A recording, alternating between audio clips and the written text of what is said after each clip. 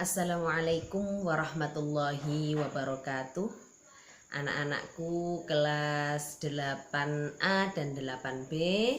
Alhamdulillah pada kesempatan pagi hari ini kita bisa bertemu lagi. Kali ini pada mata pelajaran Al-Quran Hadis. Pada semester 2 ini nanti ada 3 bab yang akan kita pelajari. Yang pertama berkaitan dengan kaidah ilmu tajwid, yaitu tentang hukum bacaan lam dan ro. Kemudian pada bab yang kedua ada materi tentang larangan mencela dan cinta terhadap harta. Ya, larangan mencela dan cinta terhadap harta nanti kita akan mempelajari di dalam surat Al-Humazah dan At-Takasur.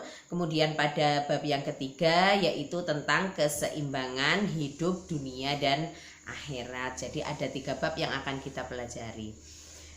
Untuk pertemuan pertama ini kita akan membahas tentang kaidah ilmu tajwid berkaitan dengan hukum bacaan lam dan ro.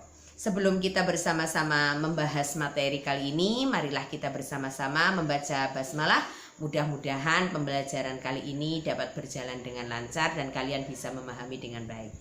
Bismillahirrahmanirrahim. Terima kasih. Sudah siap semuanya? Ya, bukunya, modulnya disiapkan, buku catatannya disiapkan. Diperhatikan semuanya, ya. Pada materi tentang kaidah tajwid pada bab pertama yaitu tentang bacaan lam dan ro, ya, bacaan lam dan ro. Di dalam ilmu tajwid, ya, di dalam Al-Qur'an kita melihat di situ ada beberapa hukum bacaan lam dan ro. Yang pertama hukum bacaan lam, ya, sambil dilihat catatannya. Hukum bacaan lam di dalam Al-Quran atau ilmu tajwid itu ada 2, ya. Yang dimaksud lam di sini adalah lam jalalah. Ya, sekali lagi, yang dimaksud dengan hukum bacaan lam di sini adalah lam jalalah, lam jalalah. Hukum bacaan lam jalalah di dalam Al-Quran itu ada 2 macam. Yang pertama lam tafkhim, yang kedua lam tarqiq. Ya, sekali lagi, hukum bacaan lam jalalah di dalam Al-Qur'an itu ada 2. Yang pertama lam tafkhim, yang kedua lam tarqiq. Sekarang kita akan membahas yang pertama terlebih dahulu, lam tafkhim. Ya. Pengertian dari bacaan tafkhim, ya, tafkhim artinya apa? Tebal, ya, sudah tahu ya, tafkhim artinya tebal. Nah, di sini hukum bacaan lam tafkhim itu apabila ada lam jalalah itu berarti lam yang berada di dalam lafaz Allah, ya, diperhatikan ya.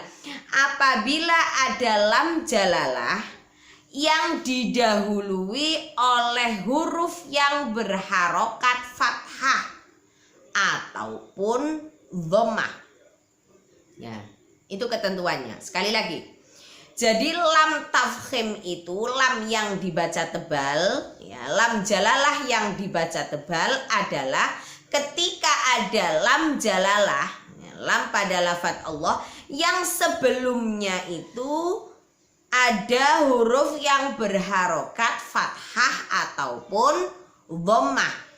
Maka cara membaca lam tersebut harus dibaca tafkhim, tebal.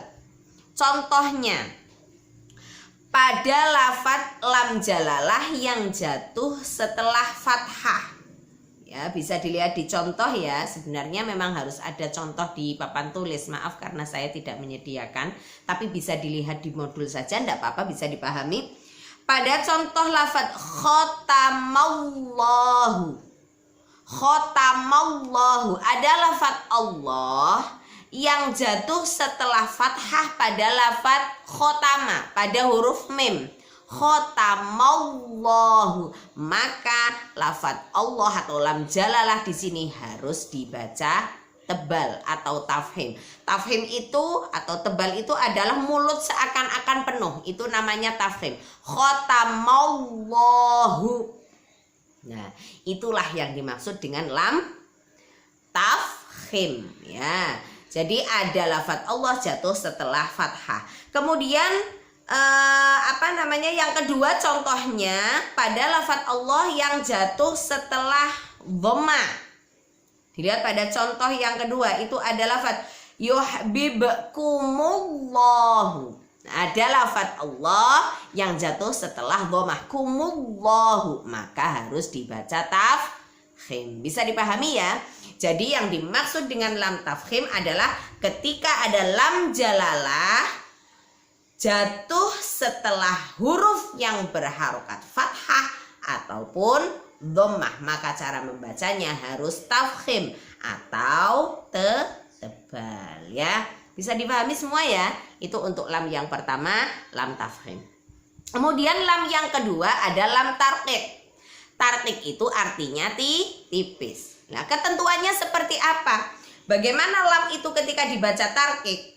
Lam tarqiq adalah ketika ada lam jalalah, berarti lam pada lafadz Allah. Ketika ada lam jalalah jatuh setelah huruf yang berharokat kasroh. Nah, mudah ini. Jatuh setelah huruf yang berharokat kasroh. Contohnya bismillahi. Nah, bismillahi ada lafadz Allah jatuh setelah mi kasroh millah, maka cara membacanya harus dibaca tipis ya, atau tarqiq. Bisa dipahami semua ya? Mudah, insya Allah kalian bisa paham. Jadi pada pertemuan kali ini Bu Ainun hanya membahas itu saja, hukum bacaan lam.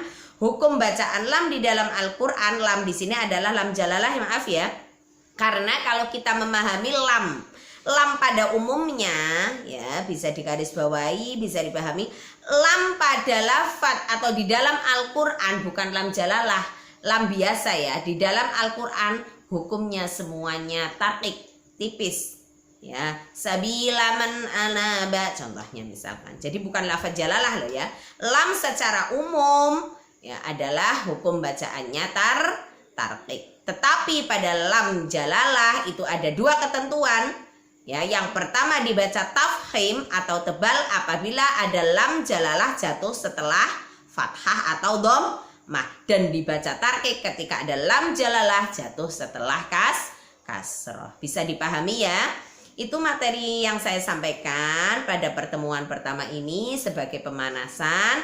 Tetap ini nanti ada tugas, mohon untuk guru piket ya, minta bantuannya setelah apa yang saya sampaikan.